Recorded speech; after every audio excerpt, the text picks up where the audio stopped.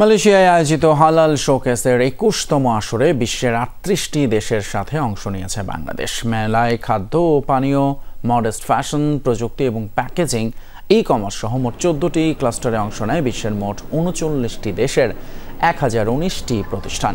৪ দিনব্যাপী মেলায় অংশগ্রহণ করেছে বাংলাদেশের ৮টি শিল্প প্রতিষ্ঠান। উদ্বোধনী অনুষ্ঠানে উপস্থিত ছিলেন রপ্তানি উন্নয়ন ব্যুরো মহাপরিচালক বেবি রানী কর্মকার, দূতাবাসের ভারপ্রাপ্ত হাই কমিশনার মোসাম্মদ শাহনারা মনিকা। পরিদর্শন করেন বাংলাদেশের প্রতিষ্ঠানের বুথগুলো।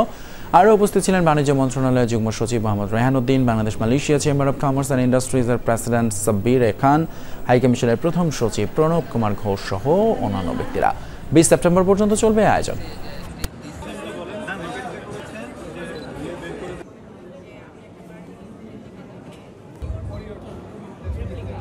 আমাদের ১৫ লক্ষ শ্রমিক এখানে আছে এবং মালয়েশিয়া বাংলাদেশের জন্য একটা ডিজায়ার ডেস্টিনেশন আমাদের ফরেন এমপ্লয়মেন্টের জন্য, ওভারসিজ এমপ্লয়মেন্টের জন্য। সেটা আমাদের জন্য যেমন গুরুত্বপূর্ণ, একই সাথে সরকার মালয়েশিয়ার সাথে বাংলাদেশের সম্পর্কটাকে একটা কম্প্রিহেন্সিভ, একটা বহুমাত্রিক সম্পর্ক হিসেবে দেখে। ইউনিয়নের কমপ্লায়েন্সের কথা বলা হয়, স্ট্যান্ডার্ডের কথা বলা হয়।